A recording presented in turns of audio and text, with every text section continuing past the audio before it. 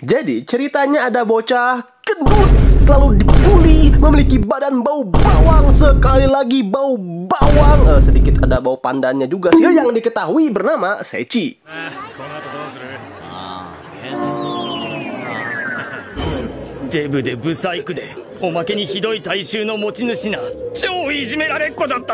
Kehidupan Seichi di sekolah ini ya bisa dibilang cukup malang lah ya para penonton. Temen aja nggak punya, apalagi pacar gitu kan. Hingga kehidupan Seichi ini benar-benar berubah ketika tiba-tiba saja di sekolah Seichi ini muncul sebuah pengumuman misterius dari sesosok yang mengaku dewa.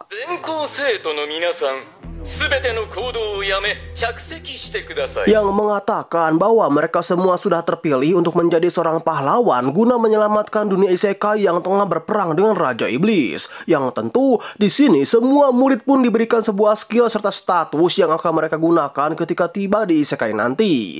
Yang tentunya juga Seichi sebagai murid paling lemah dan bau bawang di sini. Seichi hanya mendapatkan skill yang ya rata kiri lah ya. 1、攻撃力1、防御力1、俊敏力1、魔攻撃1、魔防御1、運0、魅力測定不能、ステータス低い。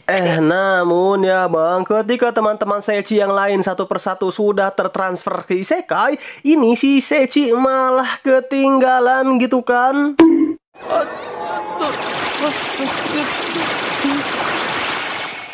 Are? Hitori? Hai, hitori desu. Kasian jujur aing sama Seichi cu, tapi sang dewa yang kasihan juga ya melihat Seichi. Di sini sang dewa pun memberikan sebuah skill khusus kepada Seichi yang entah apa gitu skillnya, mungkin skill pemikat sukubus, aing juga tidak tahu. Tapi yang pasti ketika Seichi ini terbangun di dunia isekai, di sini Seichi bingung gitu kan, ini di mana, uy. でも俺の冒険は、そして新たな人生はここから始まるんだ。 Dengan keadaan yang kelaparan, Seichi secara tidak sengaja menemukan sebuah buah yang ketika Seichi lihat dengan statusnya, si buah ini sih bernama buah evolusi ya teman-teman. Namun karena Seichi kini benar-benar lapar, tak peduli apa efeknya, tak peduli apa resikonya, Seichi langsung memakan buah evolusi tersebut. Sebab yang terpenting bagi Seichi saat ini adalah perut kenyang, Stephen pun ikut senang gitu kan. Ahey. Gak cuman satu, Seichi juga menemukan 9 buah evolusi yang udah direbut sama monyet-monyet berlevel 120. Tapi daripada mati kelaparan, tanpa pikir panjang, Seichi langsung ambil tuh buah-buahnya dan sama ramuan level tinggi yang ada di situ juga. Kore wa... Oh! Saijoukyū Kaifuku Yaku! Daki! Kore mo itadaki! Tapi ketika Seichi tengah wena-wenanya menyantap buah evolusi tersebut, tiba-tiba saja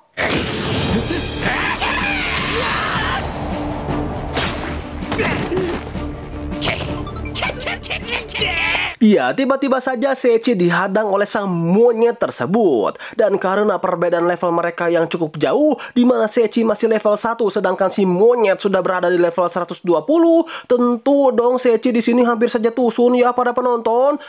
Namun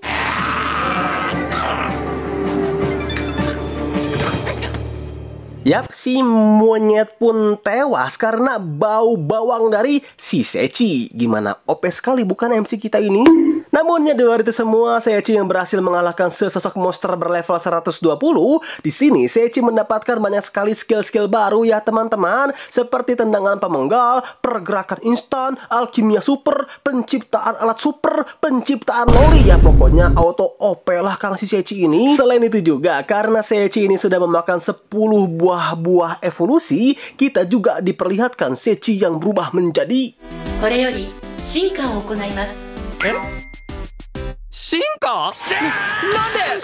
骨が肉が先になんじゃこりゃ！ iya, jadi tampan. Wah, Abang tergoda abang sama ketampanan Seichi. matamu jadi biji nying.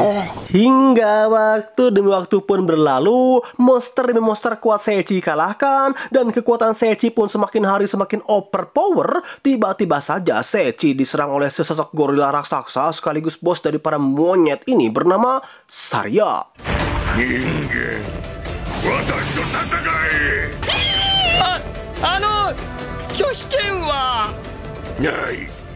やっぱり Tapi bukannya membunuh Seichi, Saria yang melihat Seichi ini begitu OP dan perkasa sebagai penjantan tangguh. Hal tersebut ketika membuat Saria auto jatuh cinta kepada Seichi dan berniat untuk menjadikan Seichi pejantan tangguhnya. Alamak, ada genre Fury kah ini, ui? Mula-mulanya si Bang Seichi yang tidak ingin digabruk oleh gorila segede Titan ini bukan apa-apa sih, takut patah doang gitu kan. Di sini Seichi pun langsung mengeluarkan jurus pamungkasnya. Tapi フォールディザスタ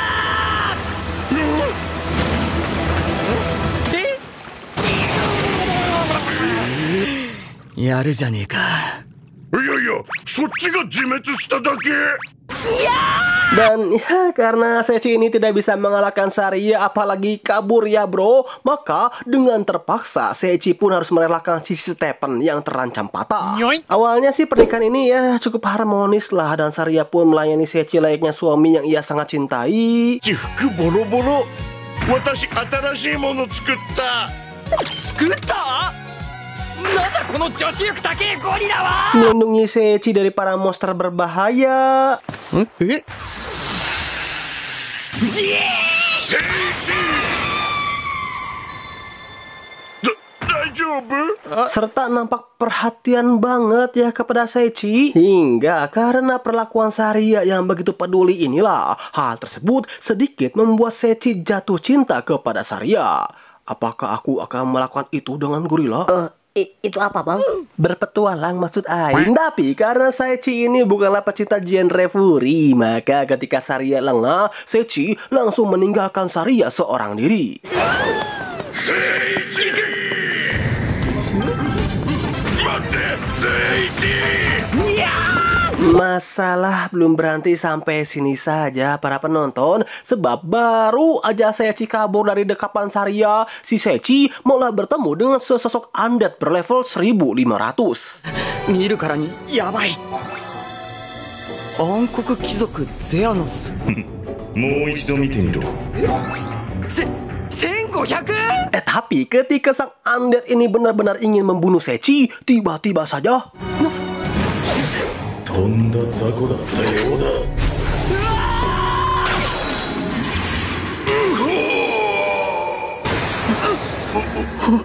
お前。 Iya, di luar dugaan, Saria mengorbankan dirinya demi menyelamatkan pria yang paling ia cintai tersebut. Wah, Seichi yang melihat akan pengorbanan Saria, pada akhirnya Seichi pun tersadar lah ya. Sepertinya genre Fury tidak buruk juga. Maksud Aing, betapa Saria itu mencintai dirinya. Dan Seichi menyesal karena selalu bertingkah kasar kepada Saria hanya karena wujud Saria yang seorang gorila. Secara kan sejauh Seichi hidup, hanya Saria sajalah ya para penonton yang benar-benar peduli dan menyayangi Seichi. Dan pesan terakhir Saria kepada Seichi adalah 聖一、笑って。うほ。 Wah, Seichi yang tidak terima satu-satunya makhluk yang mencintainya mati begitu saja. Di sini Seichi pun melampiaskan semua kekesalannya dengan cara menyerang sang undead secara brutal, membabi buta, dan sangat cepat. Hingga karena serangan bertubi-tubi inilah pada akhirnya Seichi berhasil mengalahkan sang undead tersebut.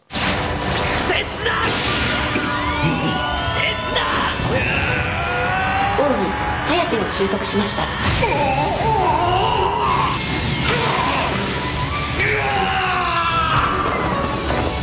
Selesai urusannya dengan sang undead, Seichi pun kembali menghampiri Saria yang tengah sekarat. Sadar akan umur Saria yang sudah tidak lama lagi, Seichi memberikan ciuman pertamanya kepada Saria. Tapi yang terjadi adalah...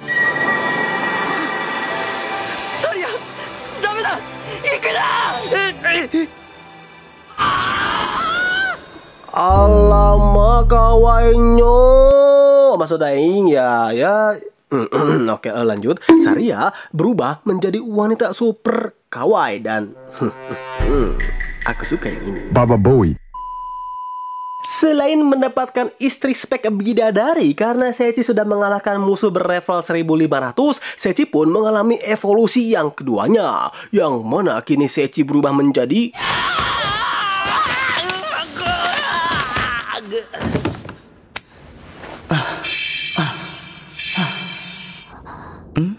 どうした？ Ya, makin tampan, Wak. Bang, jujur lu suka sama Seichi kan, Bang?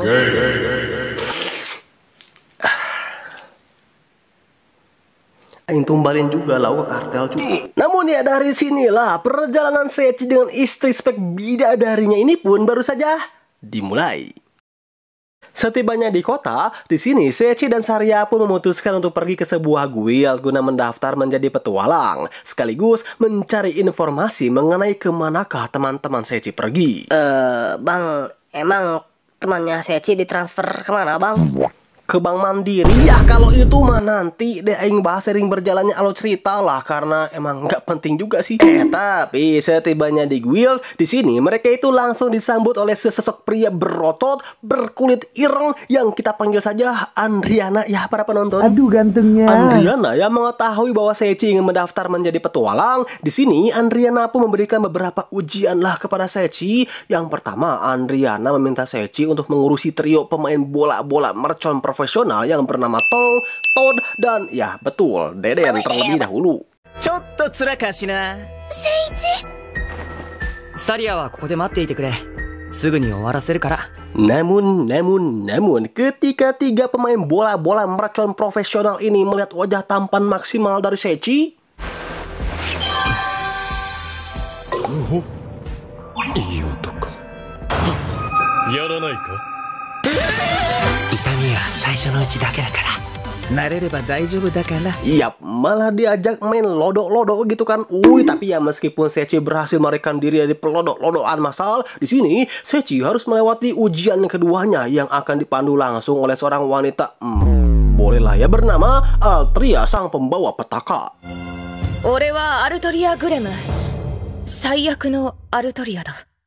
Seperti namanya, ketika ada orang-orang yang berdekatan atau memiliki hubungan dengan Altria, maka orang tersebut akan terkena sebuah kesialan maksimal. Contohnya ketika Seichi tiba di sebuah bangunan tua, dan tiba-tiba... ここを壊せばいいのか。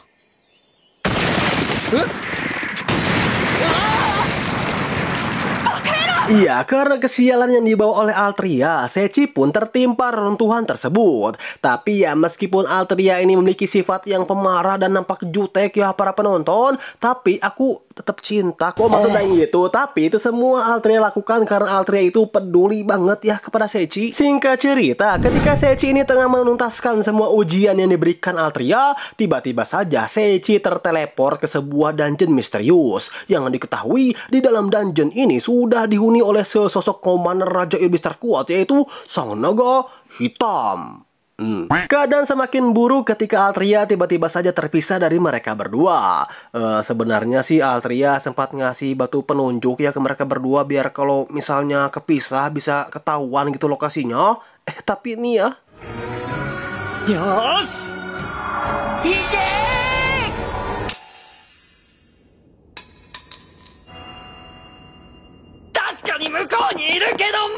Yap, sangat membantu sekali bukan?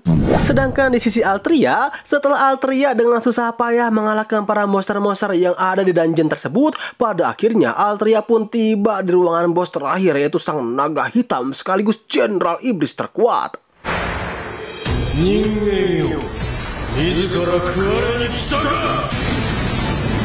Sadar bahwa musuhnya ini bukanlah monster kroco, Altria pun langsung mengeluarkan seluruh kekuatan penuhnya untuk melawan Sang Naga Hitam. Tapi ya, meskipun mau seberusaha keras apa Altria melawan Sang Naga Hitam, tetap saja perbandingan mereka berdua itu terlalu jauh ya teman-teman. Hingga ketika Altria benar-benar sudah pasrah akan kehidupannya, tiba-tiba...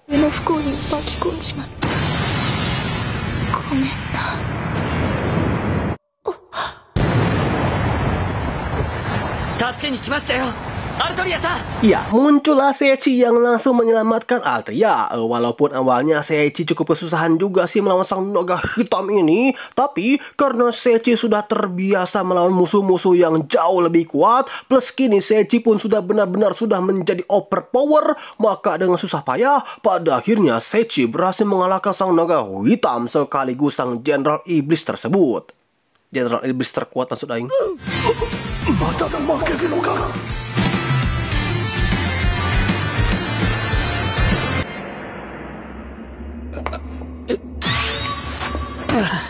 Singkat cerita, setelah Seichi berhasil mengalahkan sang naga hitam dan mendapatkan sebuah skill baru yaitu teleportasi, maka kini masalah Seichi tinggal satu, yaitu menghilangkan kesialan Altria yang selalu menempel di hidupnya. Nah, karena Seichi ini tidak mau ya Altria itu murung terus, maka Seichi pun memberikan Altria sebuah cincin, yang mana cincin ini berfungsi untuk melipat gandakan keberuntungan Altria dari kesialannya. Misalkan kesialan Altria itu sebesar 2 juta poin. Nah, dengan cincin ini Altria bisa mendapatkan 4 juta poin keberuntungan yang dikalikan dari poin kesialan Altria. Masih bingung juga? Main sabun aja lah anjing. Tapi karena cara Seichi menangkan Altria ini bak seperti seorang pucek boyah para penonton kayak ini.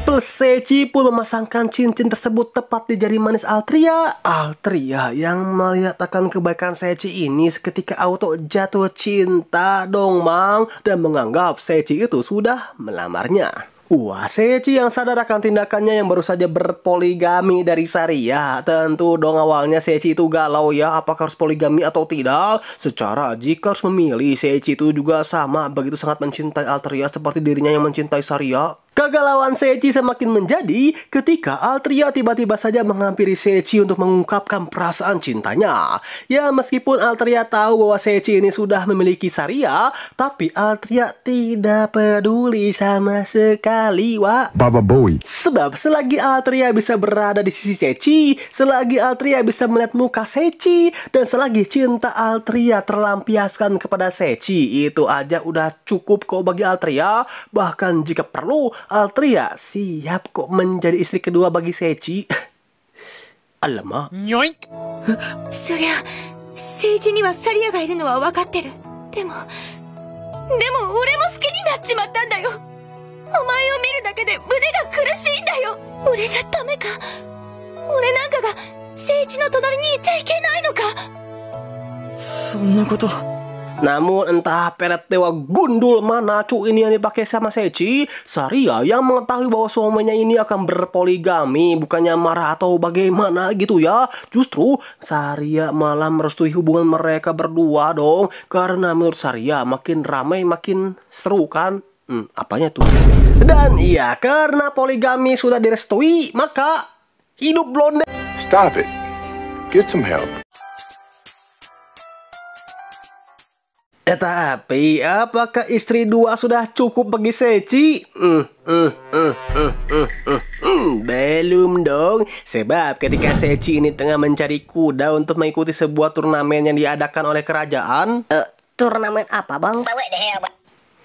Aisyah bolo cari kuda ya buat ikut turnamen kuda donging. Dah lah ya lanjut. Nah, ketika Seichi tengah mencari kuda untuk mengikuti turnamen kuda, Seichi secara tidak sengaja bertemu dengan seorang kuda spesial yang ya mirip-mirip seperti Saria. Ayo, 習得しました。薄汚い手で気安く触るのゴミハゲ。この身に触れて良いのは私が認めたものだけだ。 Meskipun awalnya kuda ini nampak sulit dijinakkan, tapi setelah Seichi mengeluarkan sedikit kemampuannya, pada akhirnya sang kuda yang diketahui bernama Lulune mau mengakui Seichi sebagai tuannya. あなた様こそが私が一生をかけて使えるにふさわしい主様です。 Oh iya, hadiah dari turnamen ini adalah jika Seichi juara 1, maka Seichi memiliki kesempatan untuk menghabiskan waktu seharian dengan para kesatria wanita yaitu Valkyrie. Bau-bau tambah istri lagi si ini mah uy. Tapi ketika turnamen ini dimulai,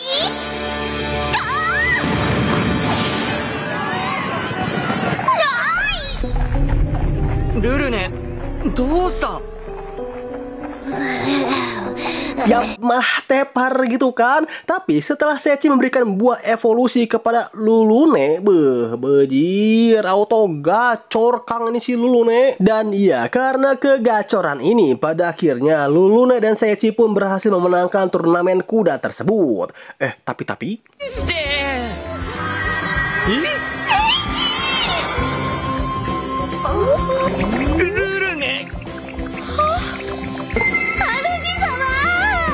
Oke, sip, makin gacor juga ini si Stephen Kang. Baba Bowie. Namun ya karena kemarin kan Seichi sudah berhasil menjadi juara satu turnamen kuda yang berhadiahkan bisa menghabiskan waktu seharian dengan para ksatria wanita, maka kini kita diperlihatkan Seichi yang langsung dibawa oleh kedua Valkyrie guna mengklaim hadiah tersebut. Nah, di markas para Valkyrie inilah Seichi bertemu dengan sang pemimpin Valkyrie yang diketahui bernama Louis. Louis yang penasaran dengan kekuatan dari Seichi. Di sini Louis pun meminta kepada Seichi untuk melakukan baiwan dengan dirinya. Ya, meskipun Seichi itu awalnya sempat agak canggung gimana gitu ya, plus kekuatan Louis ini juga bisa tergolong cukup overpower. Tapi karena Seichi ini memiliki sebuah skill pasif yaitu pertahanan mutlak, di mana Seichi akan menyerang orang yang menyerang Seichi terlebih dahulu secara autopilot. Maka dari itu, Seichi pun berhasil mengalahkan Louis yang terkenal sebagai ksatria yang tak terkalahkan.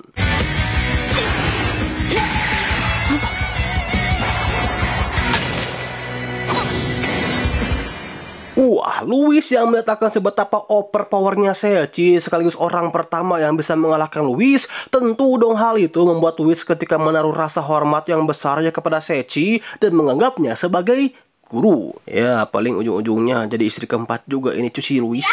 Namun, belum sempat Seichi menikmati keindahan haremnya dengan para Valkyrie, tiba-tiba saja Seichi mendapat kabar bahwa raja baru saja diserang oleh seorang pembunuh bayaran. Seichi sebenarnya ingin banget ya membantu sang raja, tapi karena Seichi ini masihlah orang luar, maka Seichi tidak diizinkan oleh Louis untuk mencampuri urusan pribadi kerajaan. Yang tentunya Seichi tidak langsung mengiyakannya dong, sebab dengan kekuatan overpowernya yang entah dapat dari mana bejir aing juga bingung, Seichi berhasil mendeteksi akan keberadaan sang pembunuh sekaligus menangkap sang pembunuh bayaran tersebut yang ternyata alamak masih loli, Kang.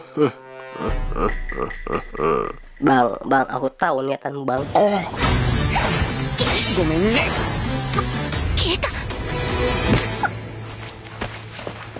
Namun, sebelum mereka semua mengurus sang loli dan menginterogasi akan siapa majikan dari sang loli ini, Seichi terlebih dahulu ingin membantu sang raja yang kini tengah terkena sebuah racun berupa tidur abadi.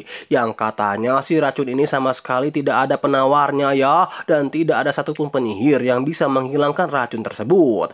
Tapi ya di mata Seichi cukup bilang, sehat antum, cing weh. Huh?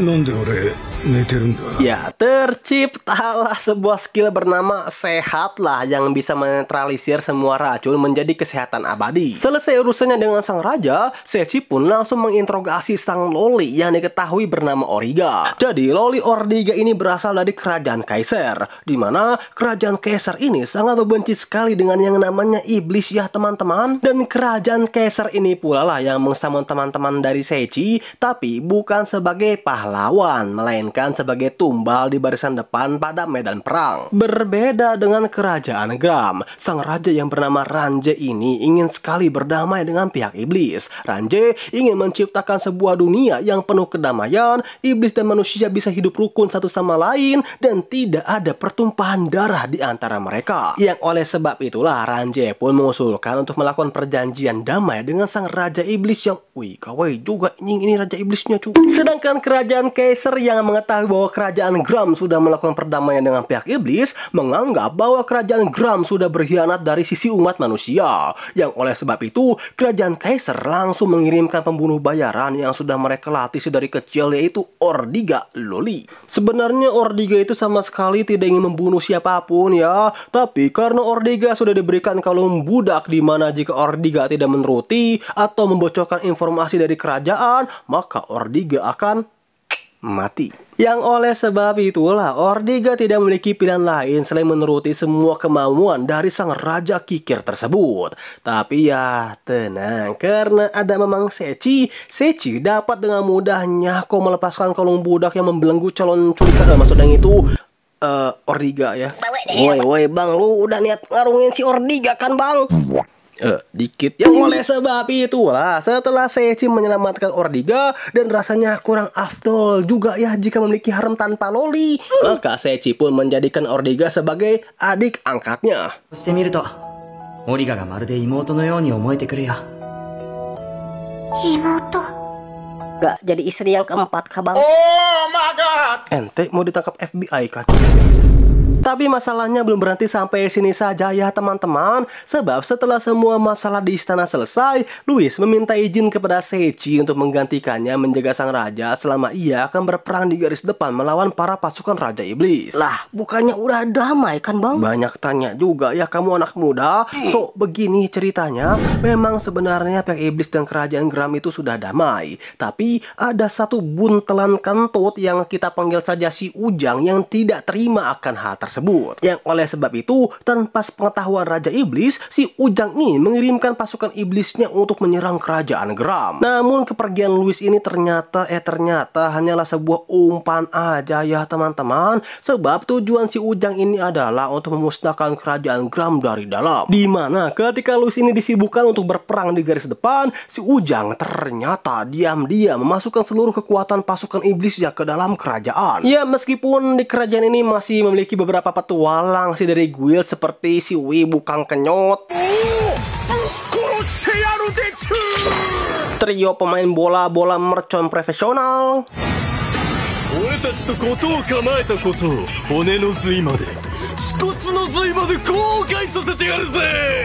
Andriana si pria kekar dan berotot pencari lubang buaya, kakek Sugiono, dan anjing kakek sahayu uy. イーストキングですか。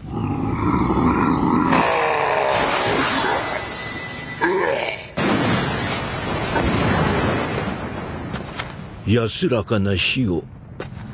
Plus para haram Seiichi. Di sini pada gelombang pertama serangan iblis sih mereka semua dapat mengatasinya dengan mudah ya teman-teman. Tapi ketika gelombang kedua datang, mereka dikejutkan dengan iblis-iblis yang ya bisa dibilang iblis kelas atas lah. Namun karena di sini ada Seiichi yang bisa membuat sihir-sihir overpower sesuai imajinasinya, maka Seiichi pun dapat dengan mudah membasmi para monster tersebut menggunakan sihir baru buatannya yaitu Judgment.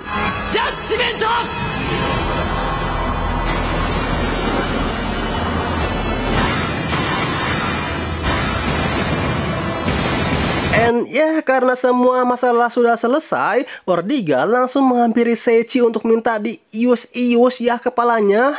Tapi Seiichi-kun, atama nade-nade shite. Iya desu kedo. aing tabok langsung ketemu malaikat mungkar nangkir Anda patua. Namun si kakek Sugiono yang melihat akan betapa overpowernya Seiichi, di sini sang kakek Sugiono pun menawarkan Seiichi untuk menjadi guru di sekolahnya. Nah, buat kalian yang nggak tahu, jadi meskipun udah bawa tanah gini ya, si kakek memiliki sebuah sekolah sihir, di mana di sana tempat teman-teman Seiichi menimba ilmu. Tapi di sini Seiichi masih belum tahu ya kan hal tersebut. Tapi agar Seiichi mau menerima permintaan dari si kakek Sugiono, sang kakek Sugiono akan mengajak haram-haram Seiichi juga ke akademinya itu. Seperti bentar aing cari dulu siapa namanya, anjing lupa aing. Berlama-lama kemudian Altria cu. Seperti Altria yang akan menjadi guru sama seperti Seiichi, Saria yang akan menjadi murid, Lulune juga jadi murid, sedangkan Ordiga akan menjadi asisten dari Seiichi. Begini, bentar dulu ya. Mau kemana bang? Ambil karung. Dan ya, karena Seiichi yang mendengar bahwa haram-haramnya pun akan ikut juga bersama dengan dirinya, dan haram-haram Seiichi pun sama sekali tidak masalah akan hal tersebut, maka Seiichi tidak memiliki alasan lain untuk menerima ajakan dari si kakek Sugiono ini. Sekaligus, ajakan ini pun juga menutup alur cerita dari anime yang berjudul Shinkanomi Season 1. Nah, kalau mau lanjut season 2-nya... gampang kok, coba komen dong abang nih ganteng sebanyak 1000 kali cu.